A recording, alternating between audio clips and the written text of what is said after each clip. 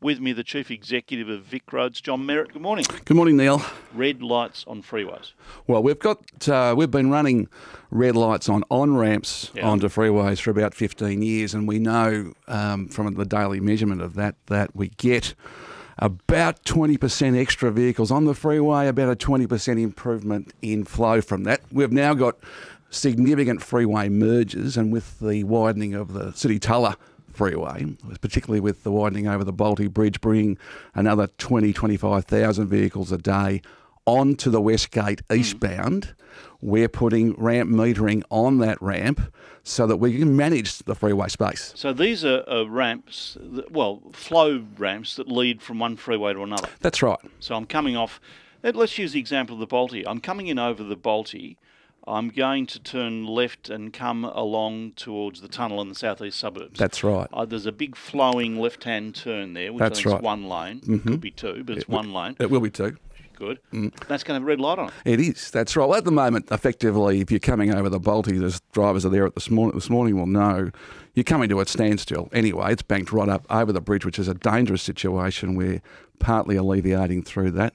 But the aim is just to explain to your listeners, we along the West Gate and the Monash and our major freeways, we have sensors embedded about every 500 metres in each lane. They're under the asphalt, you can't see them. There's normally two, they're about 6 metres apart, and they measure volume, density, flow on that freeway. And what they're telling us is how much available space we've got in each lane, and they are connected to an algorithm that controls that green light or stop light on that ramp. So when it detects available space, every 2 minutes it recalculates and it goes green, off you go at certain intervals, and that spits the cars into that space on the West Gate. Hello, John. Neil. John.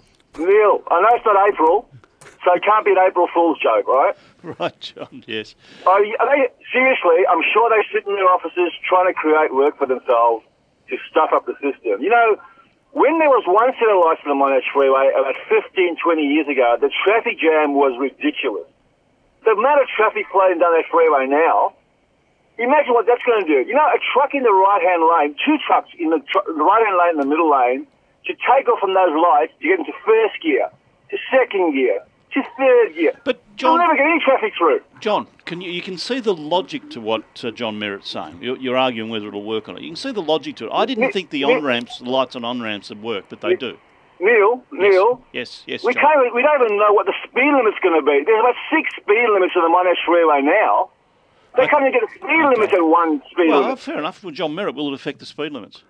No, it won't. No, and those speed limits are because of all the roadworks that we've done. John, in the last 15 years, we have doubled the number of cars that are on our freeway, and we've kept it moving. Now, I know it doesn't move all the time to everyone's benefit, but this technology has allowed us to double it. 40% of all journeys in Victoria now are on these critical freeways, and the only way we manage that is through this technology that nobody can see and notice. It's obvious now because it'll be on this ramp, but it works.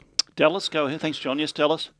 G'day, guys. Look, I've got two questions. One is, no one enforces the red lights on the on-ramps at the moment. Most traffic just goes through them, and I challenge you to actually pass the red light before it changes. So therefore, you're going through a red light, which is, we know, a fatal offence in Melbourne.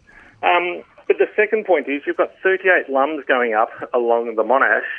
How many speed cameras are you going to put up on the Monash? There's a lot of infrastructure going in. Okay, well, let's deal with that first. Will there be new speed cameras on the Monash? Well, we're not putting... Vic Roads doesn't operate the speed camera system. It's a matter for Victoria Police and the Department of Justice. Doing it, wouldn't they? Well, they'd check with us as to locations of it. I'm not aware of the plans in that regard. And the other point about these will be red lights. It operate the same way as the on-ramps, so you one car to each light change? That's or right. Or it'll be red, yellow and green? Yeah. Or just red?